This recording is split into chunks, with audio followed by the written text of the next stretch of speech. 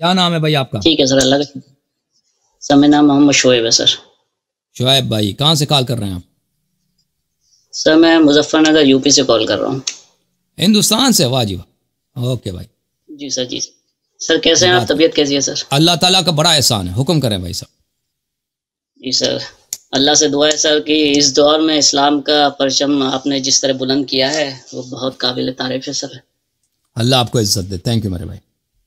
سر میرا سوال ہے، اصل میں مجھے 2 منٹ چاہیے سوال پوچھنے سے پہلے میں آپ کو کچھ جی جی بتانا چاہتا ہوں جی سر۔ کہ آپ کے لیکچرز ہیں، آپ کے ڈیبیٹ ہیں، اور آپ کے جو چیلنجز دینے کے بعد بھی مخالفین جماعت سے کوئی بھی عالم ابھی تک حاضر نہیں ہوا ہے۔ یہ اس جی بات کو بتاتا ہے کہ مذہب شیعہ ایک دم حق پر ہے۔ جی سر۔ لیکن اس کے بعد بھی سر، ساری بات سننے کے بعد بھی عوام جو ہے شیعت کو ایکسیپٹ کرنے میں ابھی ہچکچاتی ہے۔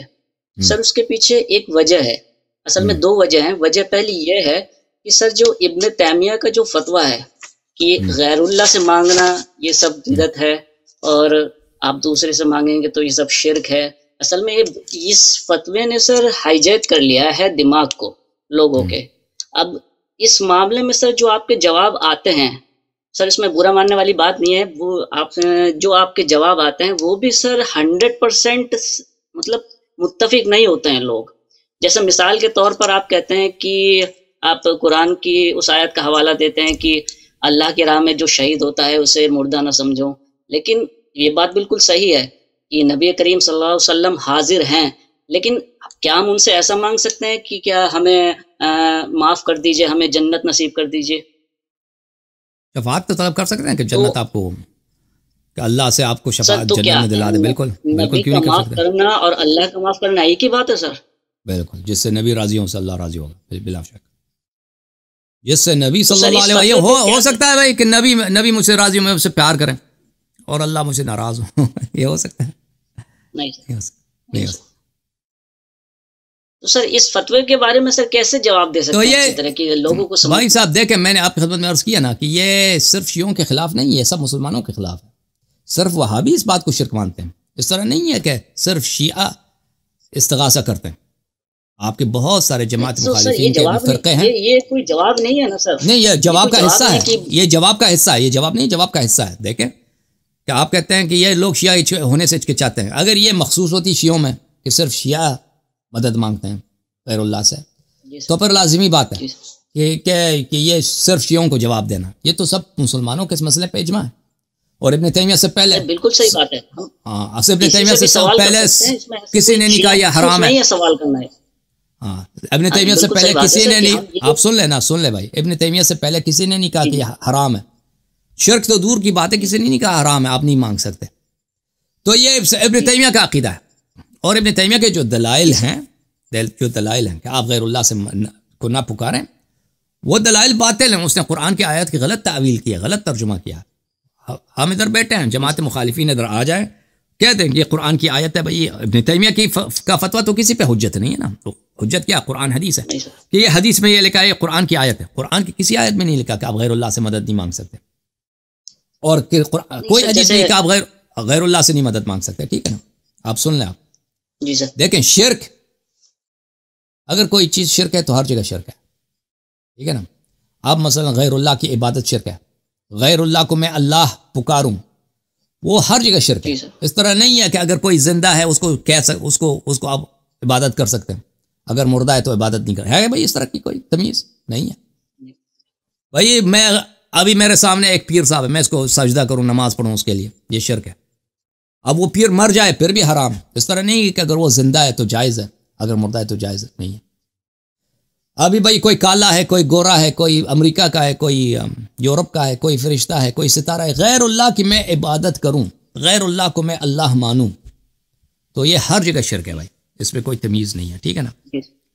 اگر کوئی چیز شرک ہے تو ہر جگہ شرک ہے۔ شرک کا کیا ہے؟ شرک ایک عقلی چیز ہے۔ اگر ایک چیز مثلا اگر شرک ہے تو ہر جگہ شرک، اس طرح نہیں کہ بعض جگہ شرک ہے بعض جگہ شرک نہیں ہے۔ غیر اللہ کی عبادت کرنا شرک ہے بھائی، یہ ہر جگہ شرک ہے۔ غیر اللہ سے مدد مانگنا یہ کیوں شرک ہو بھائی؟ ہماری زندگی چلتی ہی نہیں ہے مگر یہ کہ ہم غیر اللہ سے مدد مانگیں۔ کوئی انسان زندگی کر سکتا ہے اس دنیا میں؟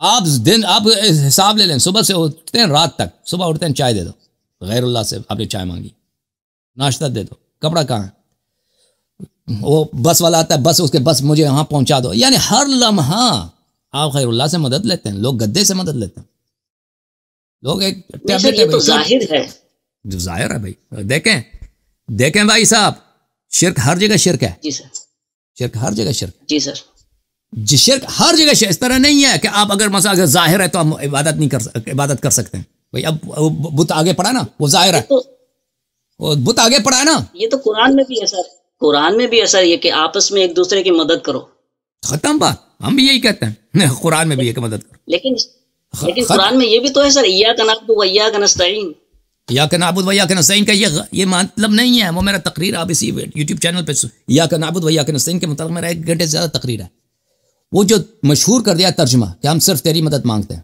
یہ ترجمہ، یہ لفظ صرف نہیں ہے اس میں، قرآن میں لفظ صرف نہیں ہے، اگر لفظ صرف ہوتا کہ ہم صرف اللہ سے مدد مانگتے ہیں بھائی، تو غیر اللہ سے مدد لینا حرام ہوتا، شرک ہوتا بھائی، اور آپ کہاں جاتے بھائی، زندگی کرنا ہوتا بھائی، ممکن ہوتا زندگی کرنا، آپ غیر اللہ سے مدد نہ لیں، سارا کام خود کر لو، یا اللہ سے مانگو یا خود کر لو، چائے چاہیے اللہ سے مانگو، بھائی روٹی چاہیے نہیں اللہ سے مانگو، روٹی دے گا نا، اللہ نہیں سنتا تمہاری دعا، اللہ روٹی نہیں بنا سکتا تیرے لیے، بھائی اپنے تیمیہ کے فتوے پہ چلو نا، بھائی ابھی بھوک لگ رہی ہے اللہ سے مانگو، بیوی سے کیوں کہہ رہا کھانا دے دو، بیوی اللہ، غیر اللہ سے مدد مانگو شرک ہے، آپ کہہ دیں یہ ظاہر ہے، کیا فرق پڑتا ہے، شرک ہر جگہ شرک ہے، شرک ہر جگہ شرک ہے، اگر ایک چیز مخصوص ہے، مدد دینا مخصوص ہے اللہ کے لیے، جیسے عبادت مخصوص ہے اللہ کے لیے، تو یہ ہر جگہ شرک ہے، اگر آپ کے پاس کوئی دلیل ہے بھائی کہ ہم اگر سامنے ہے تو مانگ سکتے ہیں، سامنے نہیں، وہ حدیث ہمیں دکھا دو، روایت ہمیں دکھا دو، بھائی یہ آیات قرآن کے تو سب کے سامنے تھے، پیغمبر صلی اللہ علیہ وسلم کے سامنے تھے، صحابہ کے سامنے تھے،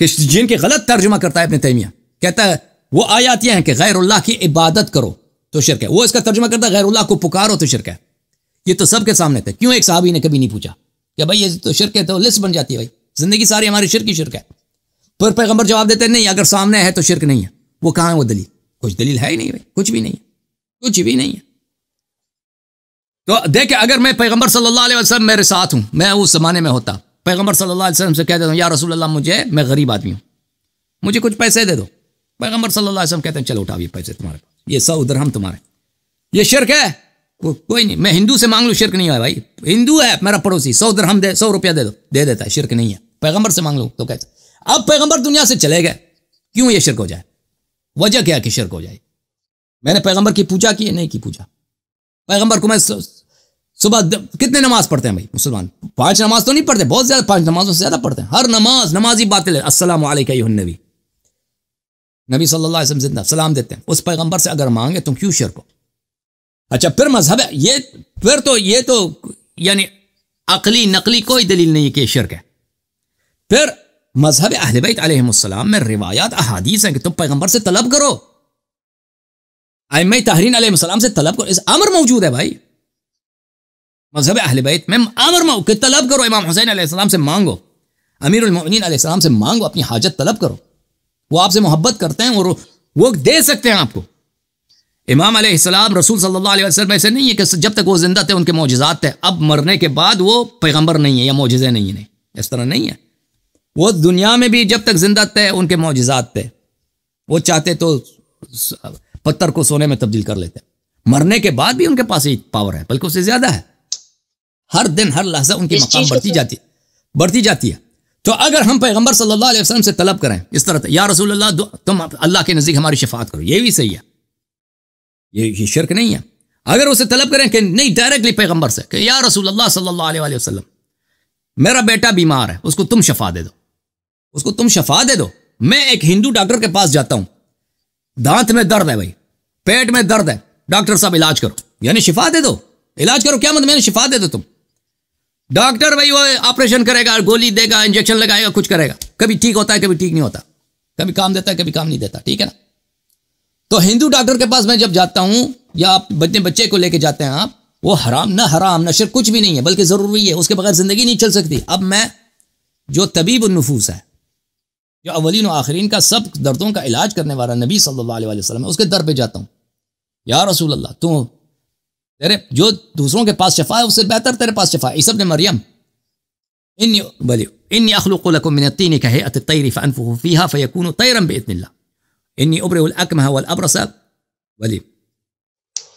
میں ابرص کو جو پیس کا مریض ہوتا ہے نا لیپرسی کا اور جو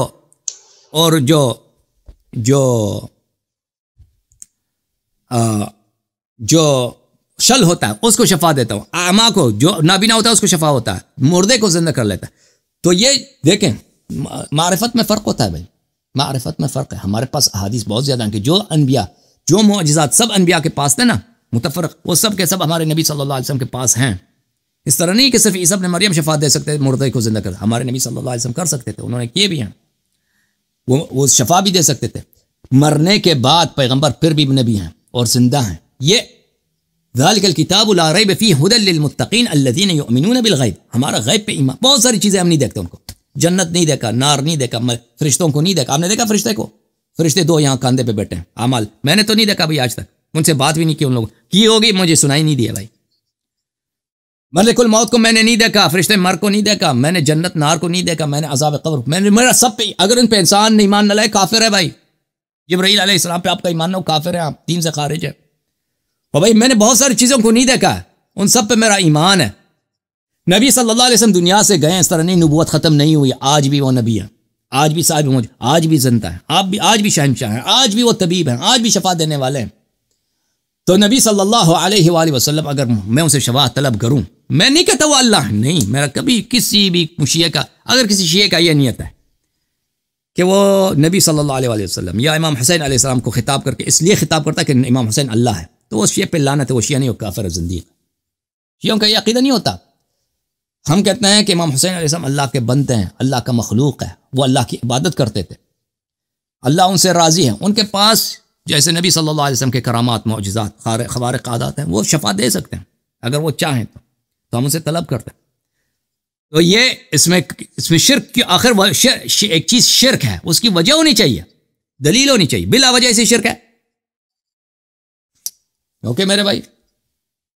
جی سر, اس مسئلے کو سر مستری صاحب نے بڑا اچھالا ہے, وہ اپنی فالوئنگ اس میں بڑی بڑھائی ہے. وہ وہابی ہے نا, عام یجیب المضطر اذا دعاہ ویکشف السوء. وہ آیت اسی میں آخر بتا دیا ہے. جی بسم اللہ. میں اس آیت کا جواب دے دیتا ہوں آپ کو. جی سر. دیکھیں وہ آیا اس طرح ہے, آیا یہ ہے, وہ پوری آیت کو نہیں پڑھتا, آدھی آیت کو پڑھتا ہے, اس سے غلط نتیجہ نکلتا ہے. اور سورہ مبارکہ النمل میں آیا ہے اَمَّن يُجِيبُ الْمُضْطَرَّ إِذَا دَعَاهُ وَيَكْشِفُ السُّوءَ. آگے تو پڑھو نا, وَيَجْعَلُكُمْ خُلَفَاءَ الْأَرْضِ. کون ہے جو بیچارہ, مضطر یعنی بیچارہ جس کا کوئی رائے حل نہیں اس کے پاس, اس کی پکار کو جواب دیتا ہے جب وہ پکارتا ہے. وَيَكْشِفُ السُّوءَ. اور اس کو جو تنگی ہے, تنگ دستی ہے, جو پرابلم ہے اس کا حل کر دیتا ہے, اور آپ کو خلفاء الارض بناتا ہے, زمین کے بادشاہ بناتا ہے. اِلَٰهٌ مَعَ اللَّهِ. اللہ کے علاوہ کوئی الہ ہے؟ قَلِيلًا مَا تَذَكَّرُونَ. کم آپ سوچتے ہو. اور بھائی پہلی بات یہ ہے کہ صرف اللہ مضطر کا پکار سنتا ہے, یہ صحیح نہیں ہے. مضطر یعنی بیچارہ, ایک آدمی غرق ہو رہا ہے, اور بھائی ہندو سامنے سے گزر رہا ہے, ہم کہتے ہیں بھائی بچا لو, ہندو آ کے نکال لیتا ہے. یہ تو پتہ ہے سب کو کہ اللہ کے علاوہ بھی مضطر کو نجات دینے والے ہوتے ہیں بھائی دنیا میں. صرف یہ نہیں کہ صرف اللہ ہی بچا دے, کسی اور کو پکارنا ہی حرام ہے, شرک ہے. مضطر تو بہت ہوتے ہیں بھائی. ایک آدمی اس کے گھر پہ آگ لگی ہے, آپ فائر بریگیڈ کو فون کرتے ہو, وہ پائپ لے کے پانی لے کے آ جاتے ہیں, پانی آپ کا بجھا دیا. یہ آیہ شریفہ اس کا مطلب یہ نہیں ہے جو یہ لیتے ہیں, یہ آیہ مخصوص ہے اہل بیت علیہ السلام کے لیے. وہ یہ ہے کہ اہل بیت علیہ السلام مضطر ہیں. مضطر یہ ہے کہ پوری مسلمانوں نے ان سے دشمنی کیا. اللہ تعالیٰ ان کو ایک زمانہ آئے گا کہ اہل بیت علیہ السلام کو پوری زمین کا بادشاہ بنائے گا. وہ امام مہدی علیہ السلام کا زمانہ ہے. آیا کا ترجمہ ملاحظہ فرمائے قرآن کریم. مولانا فتح محمد جالندری صاحب نے اس طرح ترجمہ کیا, بلا کون بے قرار کی التجا کو قبول کرتا ہے جب وہ اس سے دعا کرتا ہے اور اس کی تکلیف کو دور کرتا ہے, اور کون تم کو زمین میں اگلوں کا جانشین بناتا ہے. یہ سب کچھ اللہ کرتا ہے, تو کیا اللہ کے ساتھ کوئی اور معبود بھی ہے؟ یہ جو آیا ہے کہ مضطر ہر مضطر کی بات نہیں ہو رہی ہے یہاں پر, یہ ایک مخصوص مضطر ہے، بیچارہ ہے، اور وہ کون ہے؟ وہ اہل بیت طاہرین علیہ السلام ہے. کہ اہل بیت علیہ السلام پہ ہر دور پہ ظلم ہوا، امیر المؤمنین علیہ السلام پہ ظلم، ان کا حق جو ہے چھینا گیا. حضرت زہرا سلام اللہ علیہ، امام حسن، امام حسین علیہ السلام کی بعد دیگر شہید کیے گئے. تو یہ بیچارہ کون ہے کہ ان کے دعا پکارتا ہے، پھر ان کو زمین کا، پوری زمین کا خلفاء بنا لیتا ہے. اور بھائی جب ہم بیچارے ہوتے ہیں نا، مثلا کسی کی شادی نہیں ہو رہی، دعا کرتا ہے اس کی شادی ہو جاتی ہے. کسی کی بیماری ہے، کینسر کچھ ہے، وہ علاج، پھر دعا کیا علاج ہو گیا. تو وہ زمین کا بادشاہ نہیں بنتا بھائی. ہے کوئی بھائی اس طرح کہ وہ بیچارگی سے پھر زمین کا بادشاہ بنے؟ وہ اس طرح نہیں ہے. یہ ایک مخصوص آیا ہے.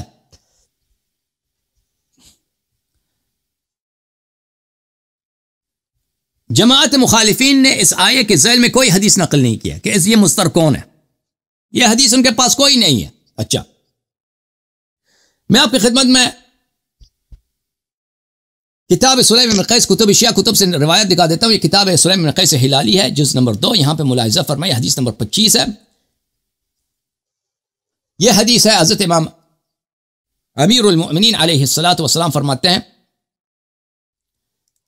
حضرت امیر المؤمنین علیہ السلام فرماتے ہیں: اما یجیب المضطر اذا دعاه ویکشف السوء ویجعلکم خلفاء الارض. کون ہے وہ جو بیچارہ مضطر، جس کا مدد دینے والا کوئی نہیں ہے، جب وہ اس کو پکارتا ہے، اللہ کو پکارتا ہے، تو اس کی اجابت کرتا ہے، اور اس سے جو تنگی ہوتی ہے، ضیق ہوتا ہے، وہ دور کرتا ہے، وہ اس کو خلفاء الارض بناتا ہے. ھذا لنا خاصہ اہل البیت. یہ آئے مخصوص ہے اہل بیت علیہ السلام. یہ سب عام نہیں ہے کہ اس مضطر سے مراد سب لوگ ہیں. یہ صرف اہل بیت طاہرین علیہ السلام. اس کے علاوہ بھی ہمارے پاس روایات ہیں. خود جماعت مخالفین نے اپنے کتب میں نقل کیے، میں آپ کو دکھا دیتا ہوں. اپنے کتب میں انہوں نے فرمایا کہ قرآن میں بہت سارے ایسے مقامات ہیں کہ خطاب عام ہوتا ہے لیکن اس سے مراد مخصوص لوگ ہوتے ہیں. ملاحظہ فرمائیے، یہ کتاب الاتقان فی علوم القرآن ہے، سیوطی صاحب کی، چاپ دار الفکر. یہاں پہ فی وجوہ مخاطبات القرآن، قرآن کریم کے مخاطبات، خطابوں کے اقسام میں، صفحہ نمبر 343 میں. الثالث، جو تیسرا خطاب ہے، الخطاب العام والمراد به الخصوص. خطاب عام ہوتا ہے لیکن مراد خاص افراد ہوتے ہیں. المضطر اما یجیب المضطر اذا دعا. یہ ظاہر میں سب مضطر کو آ جاتے ہیں، جتنے بھی بے قرار لوگ ہیں. لیکن ہمیں پتہ ہے کہ سب بے قرار جو لوگ ہوتے ہیں، بیچارے لوگ ہوتے ہیں، وہ بیچارگی جب ان کی دور ہوتی ہے، وہ زمین کا بادشاہ نہیں بنتے. زمین کا بادشاہ نہیں بنتے بھائی. اس کا گھر جل رہا ہے، وہ ٹھیک ہے، اس کو گھر بچ گیا، اس کا بیچارگی اس کی دور ہو گئی، لیکن وہ زمین کا بادشاہ، اس سے کوئی ضروری ہے زمین کا بادشاہ بنے؟ یہ مخصوص ہے اہل بیت علیہ السلام کے لیے. اوکے. اور پھر ہمیں پتہ ہے کہ صرف اللہ تعالیٰ نے بہت سارے اسباب بنائے ہیں بھائی. اسباب بنائے ہیں کہ وہ اسباب اللہ نے خلق کیے ہیں. یہ شرک نہیں ہے بھائی. آپ اگر کوئی غرق ہو رہا ہے، آدمی پانی میں ڈوب رہا ہے، بچاؤ مجھے، وہاں سے کوئی سکھ گزر رہا ہے، کوئی ہندو گزر رہا ہے، کوئی کرسچن ہے، کوئی مسلمان، اس کو بچا دے بھائی، بچا دو مجھے. ہم نے ان کو نکال دیا. یہ اب مشرک نہیں بنا. وہ جو کرسچن یا مسلم یا ہندو یا سکھ، اس نے مجھے پانی سے نکال دیا، وہ اللہ کی طاقت نے، اللہ نے اس کو خلق، وہ اس کا اپنا کچھ بھی نہیں ہے. اس کا ہاتھ اس کا اللہ کا بنایا ہوا، پاور، انرجی سب اللہ کا اس کا بنا، اس نے ہمیں نکال دیا. تو اس صورت میں بھی اللہ نے حقیقت وہ بھی اللہ کی نعمت ہے. لیکن اس طرح جو یہ فرما رہے ہیں مستری صاحب، وہ ایک آیت کو غلط پکڑ رہے ہیں. جی سر، مزید بولیں آپ.